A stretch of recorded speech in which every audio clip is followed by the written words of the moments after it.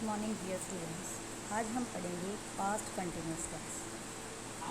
Past continuous, जैसा कि इस नाम से आपको पता चल रहा है, पास्ट का मतलब है जो भूतकाल में हो गया है और कंटिन्यू मतलब जो पास्ट टेंस के अंदर यानी भूतकाल के अंदर कंटिन्यू चला है।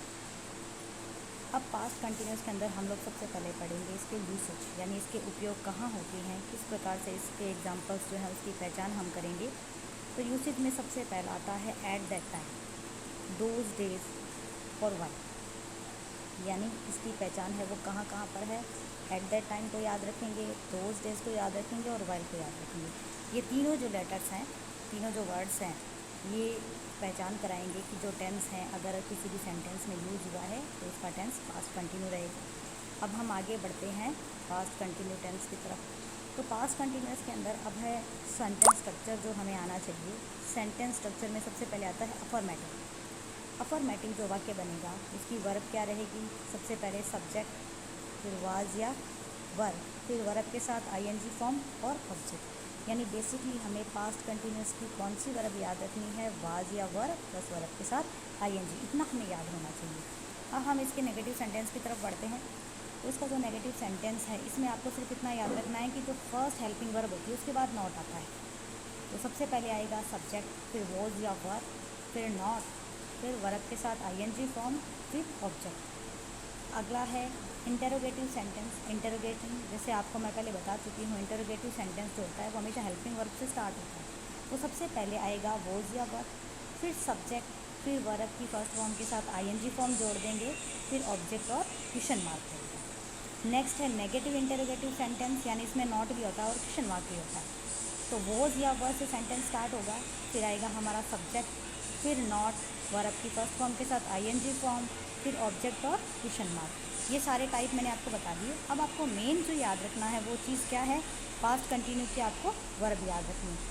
पास्ट कंटिन्यू की ये जो वर्ब है बस इसको आपको ध्यान रखना है कि पास्ट कंटिन्यूस की जहाँ भी आपको ये पहचान दिखाई दे वहाँ पर आपको ये वर्ब फिल करनी है, वॉज या वर्ब प्लस वर्ब के साथ आईएनजी। अब वॉज वर्ब के अंदर मैं आपको छोटी सी चीज़ बता देती हूँ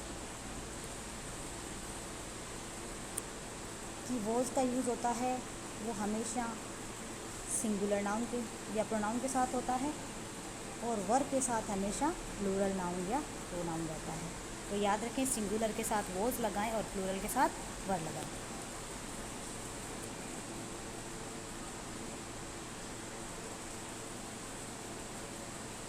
अब हम आगे बढ़ते हैं इसके एग्जाम्पल्स की तरफ। तो फर्स्ट इसका एग्जाम्पल है teachers were teaching the students in the class at that time, bracket में है टीच, यानी ये जो टीच वर्ब है हमें इसकी फॉर्म फिल करनी है।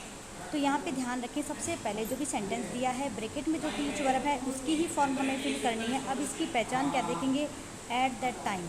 अब ये जो एट दैट टाइम वर्ड है ये हमें पहचान करा रहा है कि सेंटेंस का टेंस है वो पास्ट कंटिन्यूस है। तो यहाँ पे मैंने पहले से वर्ब की फॉर्म जो है वो फिल करके रखी है, वो कहाँ पे है, वर टीचिंग, इस पर ध्यान देंगे। अब मैंने वर टीचिंग क्यों फिल किया है, क्योंकि टीचर्स जो हमारा सब्जेक्ट है वो प्लूरल है और प्लूरल के साथ वाज वर्ब में से क्या आता है, वर आता है। तो सबसे पहले हम वर लेके आएंगे, फिर टीच वर्ब के साथ जोड़ देंगे आईएनजी फॉर्म, तो वो बन जाएगा टीचिंग। ये याद है। नेक्स्ट हमारा एग्जाम्पल है children were not playing in the garden those days, bracket में है प्ले वर्ब। तो यहाँ पे देखेंगे प्ले वर्ब जो है इसकी फॉर्म हमें भरनी है और यहाँ पे इसकी पहचान क्या है, दोज डेज, ये पहचान दे रखी है। इससे पता चलता है कि टेंस जो है वो पास्ट कंटिन्यूस टेंस का। फिर मैंने वर्ब कहाँ पे फिल कर रखी है, नॉट से पहले वर्ब और नॉट के बाद मैंने प्लेइंग फिल कर रखा है। चिल्ड्रन क्योंकि हमारा जो नाउन है वो प्लूरल है इसलिए हमने भरा है वर्ब और नॉट के बाद में प्ले के साथ हमने जोड़ दिया है आईएनजी, तो बन गया है प्लेइंग। नेक्स्ट हमारा थर्ड एग्जाम्पल है my mother was cooking food while I was watching TV, bracket में है वॉच, यानी वॉच वर्ब की फॉर्म है वो हमें यहाँ पर फिल करनी है। देखिए ध्यान से, वाइल के अंदर क्या होता है कि उससे पहले आने वाला जो सेंटेंस है, क्योंकि वाइल जो है वो कनेक्टिव का काम करता है, तो उससे पहले आने वाला सेंटेंस और उसके बाद में आने वाला सेंटेंस, दोनों ही जो सेंटेंस रहते हैं वो सेम टेंस के रहते हैं। तो देखिए पहला जो है my mother was cooking food, ये पहले से दिया हुआ आएगा आपको और क्या पूछा गया है, वाइल के बाद आई, उसके बाद में यहाँ पे ब्लैंक दिया हुआ है, फिर है टीवी।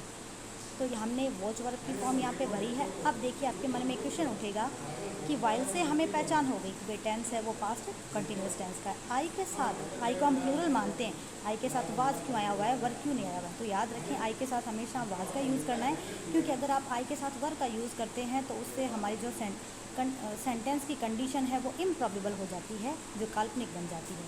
इस प्रकार से आपका पास्ट कंटिन्यूस टेंस भी कंप्लीट हुआ। इसके यूसेज, इसकी वर्ब और उसके एग्जांपल्स को ध्यान से देख लेना, ताकि नेक्स्ट क्लास के अंदर मैं आपसे जो भी सवाल पूछती हूँ पास्ट कंटिन्यूस टेंस के बारे में, आपको वो सब पता हो। Thank you, bye bye.